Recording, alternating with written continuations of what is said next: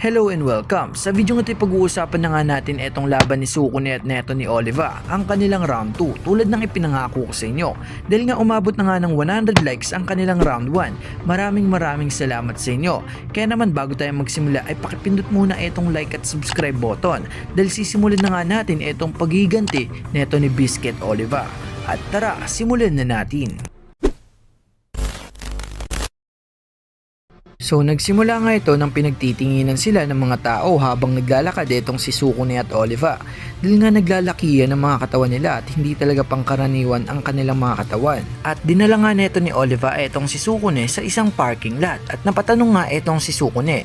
Sabi mo gusto mong sumama ako sa iyong rehab, pero anong klaseng rehab ang ginagawa mo sa ganitong lugar? At agad naman siyang sinagot dito ni Oliva na nabalik ko na ang aking lakas, ngunit wala pang tunay na laban para subukan ito. At tanong nga neto ni Sukune na binibilang mo ba ang mga laban mo bilang parte ng iyong rehab? Sabay sagot nga dito ni Oliva na hindi ikaw magde-decide kung rehab ba ito o hindi. Ako ang gagawa nun. At sagot nga dito ni Sukune na akala ko ba tapos na natin yon. So ang tinutukoy na nga dito itong kanilang unang laban.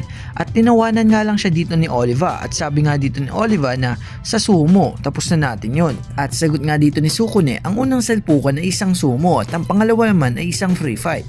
At alam kong naalala mo yon. At binanggit nga dito ni Oliva etong triangle at saka inverted triangle na pinag-usapan nila nung kanilang round 1. Sabay tanong nga etong si Oliva na alin sa dalawa ang angkop dito sa larangan ng pakikipaglaban. Eto nga bang may makapal na bewang o etong merong manipis na bewang? O kaya etong may makapal na katawan o etong manipis na katawan? At dito na nga itinaas dito ni Oliva etong kanyang kamay na kung saan ipinlex niya na nga dito ang kanyang muscle habang si Sukune nga ay tinitignan lang siya.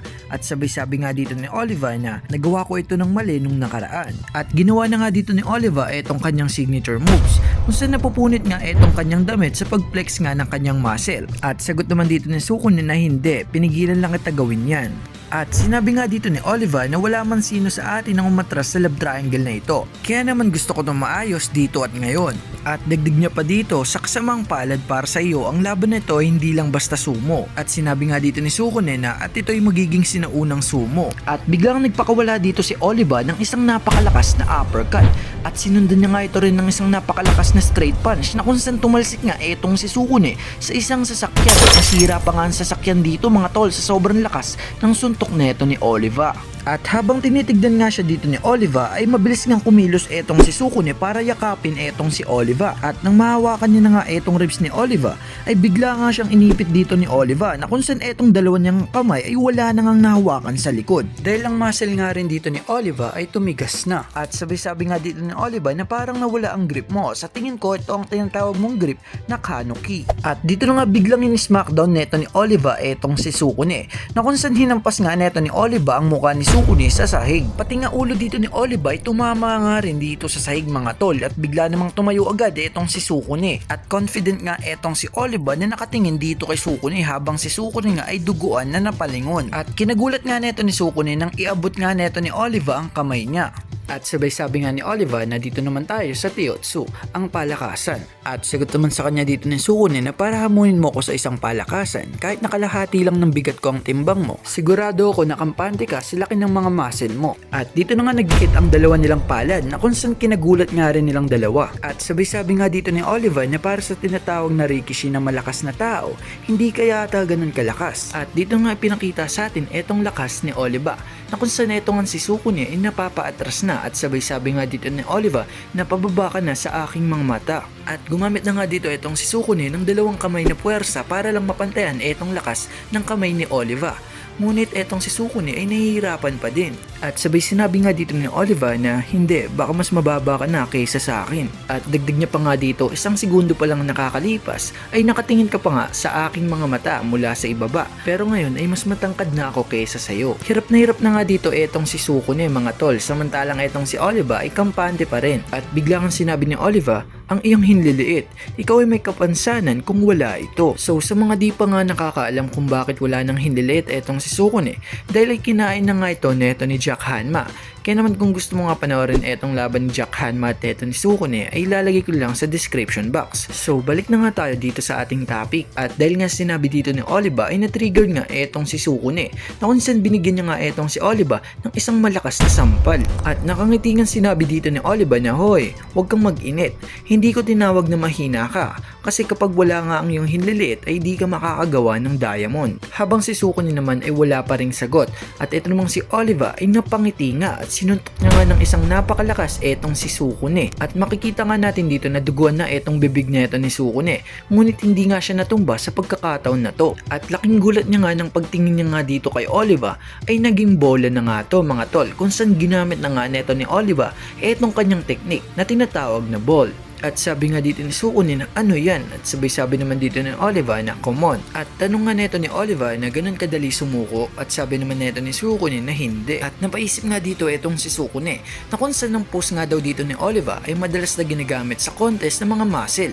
At ito nga daw ang ginagamit ng mga pose ng mga bodybuilder kapag nagpapakita sila sa mga contest. At sabi na nga dito ni Sukune, anong klaseng mundo ang ginagalawan natin? Hindi ko kailanman naisip na makakita ko ng isang taong tulad mo. At sabay-sabi naman dito ni Oliva na natatakot ka na ba?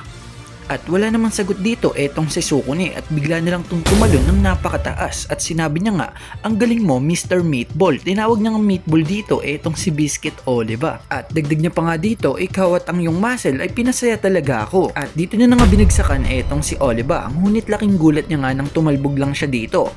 At ang naramdaman niya nga dito ay parang tumalon nga lang daw siya sa isang malaking spring. At napatanong nga dito etong si Sukune kung paano nga daw naging malambot ang ganitong uri ng bilog. At dagdag niya pa nga dito, anong klaseng rikishi ka? Biscuit Oliva. At biglang nagsalita itong si Oliva na Sukune, hindi mo kailangang matakot. Habang si Sukune naman ay tulala lang at gulat na gulat. At dagdag niya pa nga dito, kung sa tingin mo ay hindi mo kaya, malaya kang umalis. Ngunit ang ibig sabihin nun ay tinatanggap mo ang iyong pagkatalo. At biglang umatake dito etong si Sukune na kung saan hindi niya nga nagustuhan etong mga sinabi neto ni Oliva.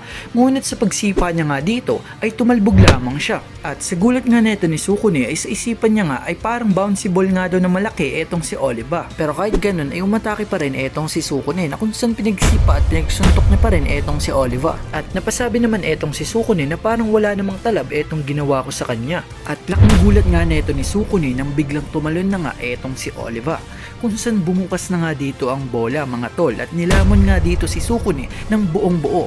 At dito na nga bumagsak etong si Sukune nang nakatagilid habang si Oliva nga ay tinitignan lang siya at laking gulat nga neto ni Oliva nang gumalaw ito at tumihaya lang pala. At makikita nga natin dito na duguan na talaga etong si Sukune at kinamusta nga siya dito ni Oliva. At sabi nga dito ni Sukune na out na nga daw siya.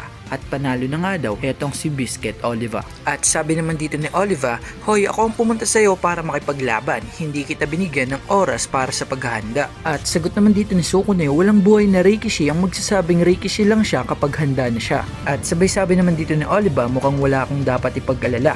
At tumalikod na nga to at sinabing nakagawa ko ng magandang rehab ngayong araw. Sabay-sabi nga dito ni Sukune na nagsaya nga rin daw siya. So dun nga nagtatapos etong laban nila neto ni Sukune at neto ni Oliva, ang kanilang round 2. Maraming salamat sa panonood. At bago tayo magtapos ay shoutout pala muna sa kanila.